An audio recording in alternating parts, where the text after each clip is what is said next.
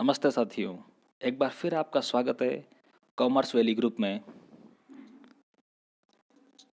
तो आज हम बिजनेस मैनेजमेंट के सिलेबस के लिए डिस्कस करने वाले हैं। फर्स्ट ग्रेड की मैं बात कर रहा हूँ यहाँ पर। देखिए, फर्स्ट ग्रेड व्याख्याता में 12th लेवल पर यानी कि सीनियर सेकेंडरी लेवल पर, ग्रेजुएशन लेवल पर और पीजी लेवल पर, तीनों का हम लोग एक साथ इसे डिस्कस करेंगे। हम इसे केवल और केवल बिजनेस मैनेजमेंट ही मानेंगे। आज के सेशन में हम बिजनेस लॉ एंड ऑडिट के बारे में डिस्कस करेंगे।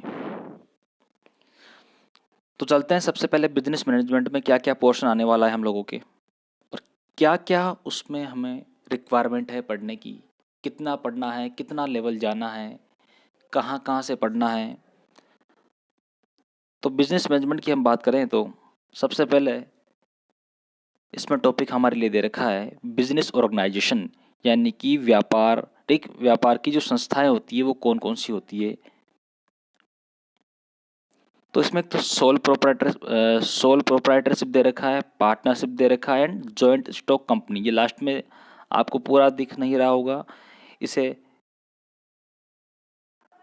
हम हिंदी में यूँ कह सकते हैं कि सोल प्रोप्राइटरशिप का मतलब होता है कि एकल व्यापार, पार्टनरशिप का मतलब होता है कि साझेदारी व्यापार, और जॉइंट स्टॉक कंपनी का मतलब होता है कि जो हम संयुक्त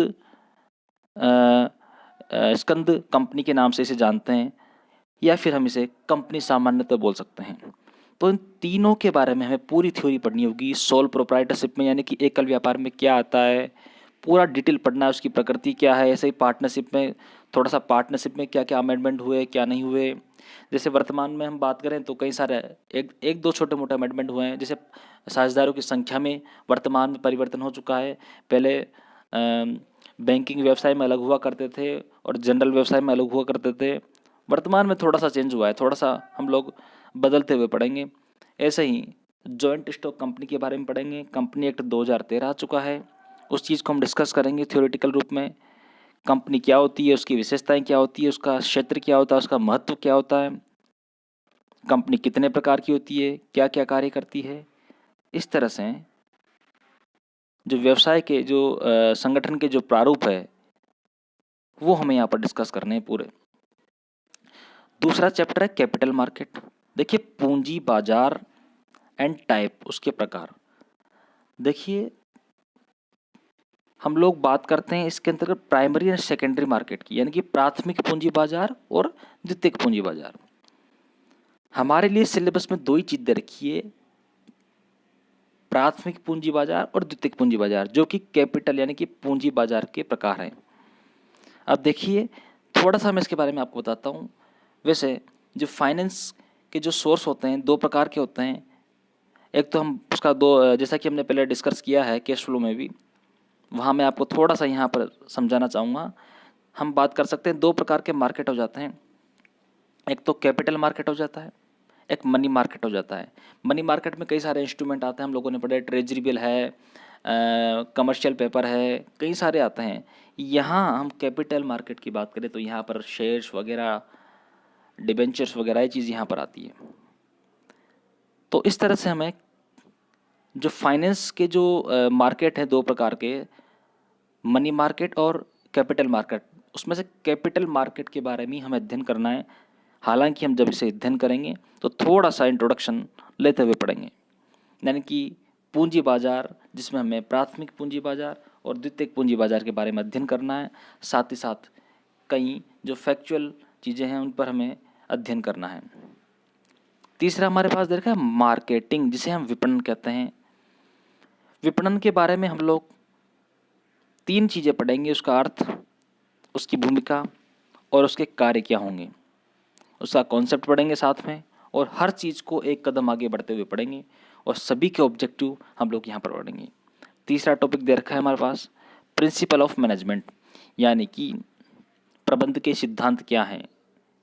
सिद्धांत तो हमें पढ़ना ही है, लेकिन कॉन्सेप्ट सबसे आप यहाँ क्या समझते हैं। पहला दे रखा है सिलेबस में कॉन्सेप्ट, यानी कि सिद्धांत की अवधारणा, यानी कि जैसे सिद्धांत होता क्या है, जैसे हम लोग स्टार्ट करते हैं तो उसमें सिद्धांत का अर्थ आता है, उसकी अवधारणा आती है। जैसे सिद्धांत सार्वभौमिक सत्य होते हैं जो कहीं ना कहीं रिसर्च करके या किसी न किसी परिणाम के बाद बनाए जाते हैं। इस तरह से इसका कॉन्सेप्ट समझने का प्रयास करेंगे। सिद्धांतों की प्रकृति क्या होती है और उसकी महत्वता क्या होती है।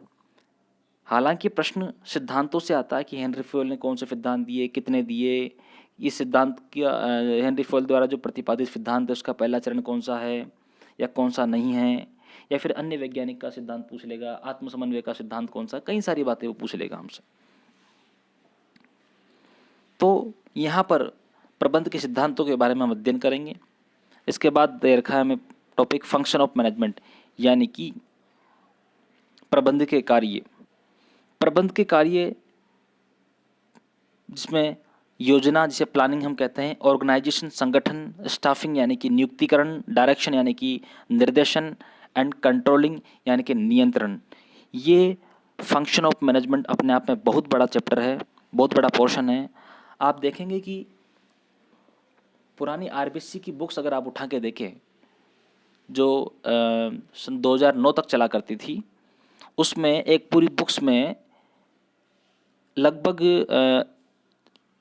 80% इसी के बारे में दिया है।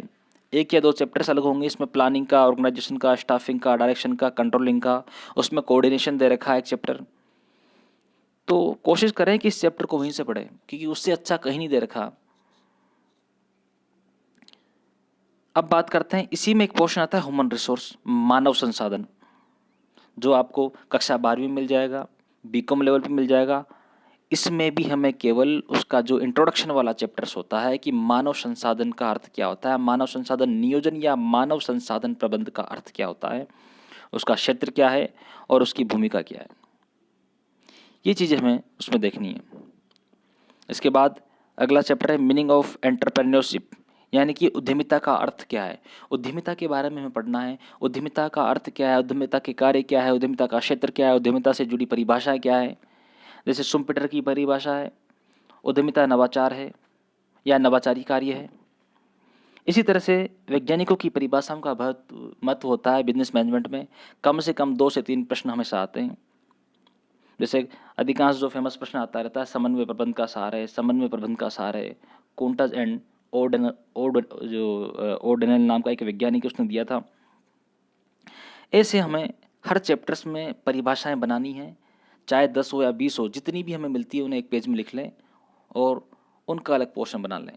उन्हें 10 या 15 मिनट डेली पढ़े, रटे नहीं, डेली पढ़े, तो हमें पता लग जाएगा कि ये परिभाषा इसकी है, इसने ऐसा कहा। और थोड़ा सा एंटरप्रेन्योरशिप यानी कि उद्यमिता में राजस्थान की उद्यमिता के बारे में दे रखा है। जैसे पिछले बार 2013 में प्रश्न आया था कि राजस्थान में उद्यमिता जो उसका जो उद्यमिता निगम की स्थापना कब हुई थी, इस तरह से कोई प्रश्न आया था। तो ये चीज़ हमें जनरल इसके जो इंट्रोडक्शन, मीनिंग और महत्व, विशेषताओं के साथ साथ हमें राजस्थान में जो उद्यमिता है उसका महत्व हमें देखना है।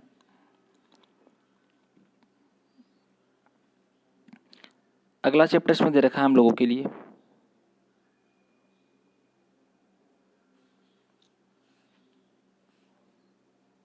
थोड़ा सा, एक minute, marketing analysis and research. देखिए पीजी लेवल के चैप्टर से दोनों।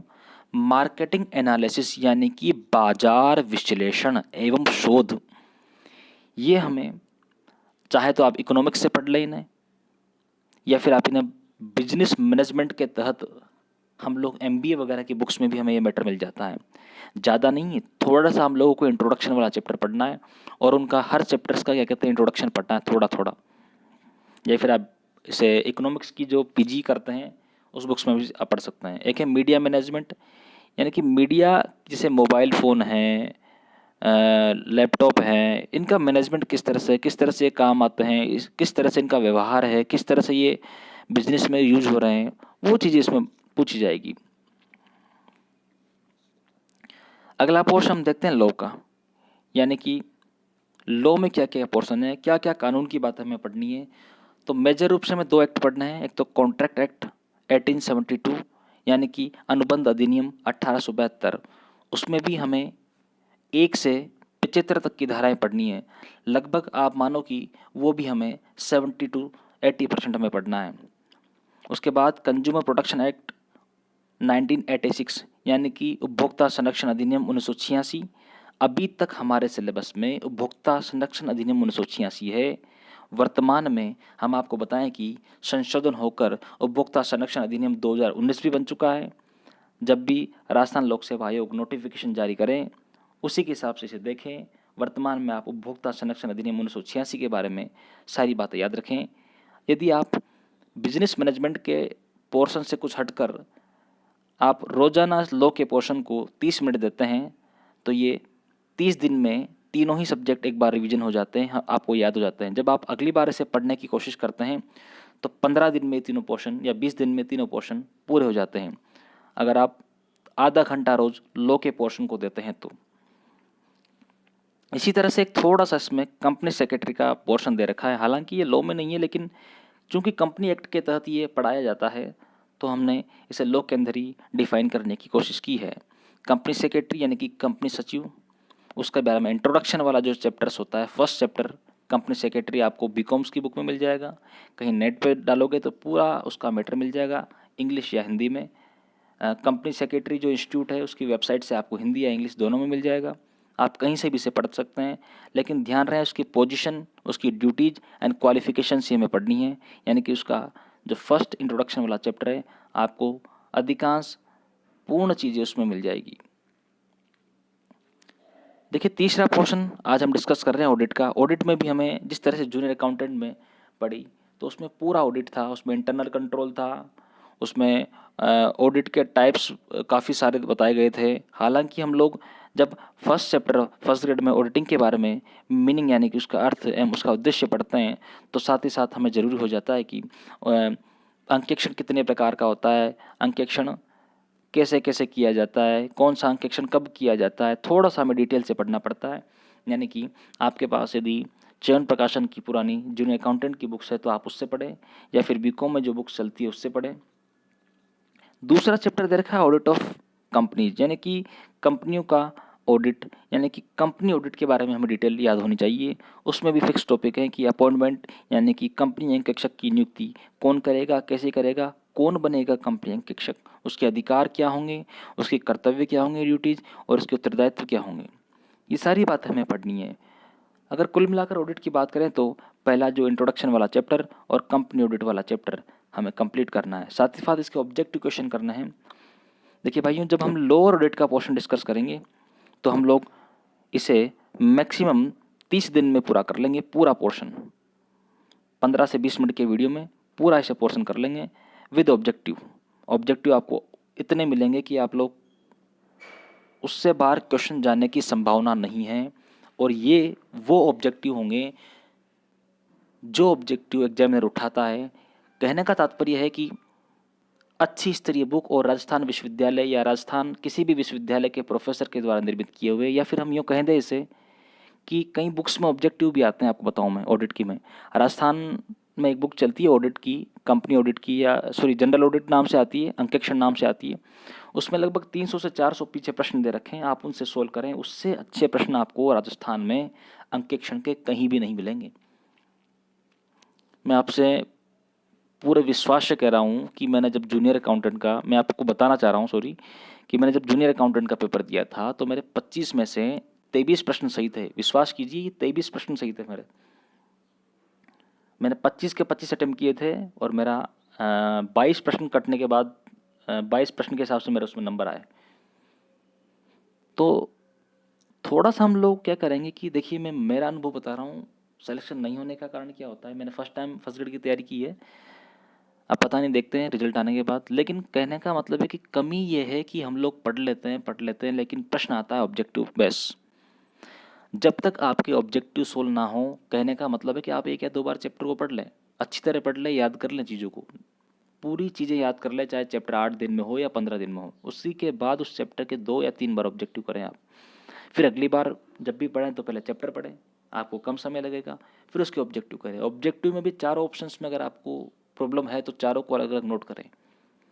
देखिए, जब हम कोशिश करेंगे कि नोटिफिकेशन आएगा वहाँ तक हम तैयारी करवाएंगे, उसके बाद हम सप्ताह में 1 या 2 बार डाउट क्लास लेंगे।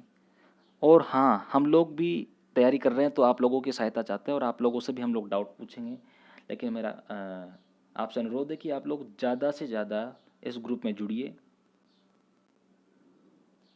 धन्यवाद।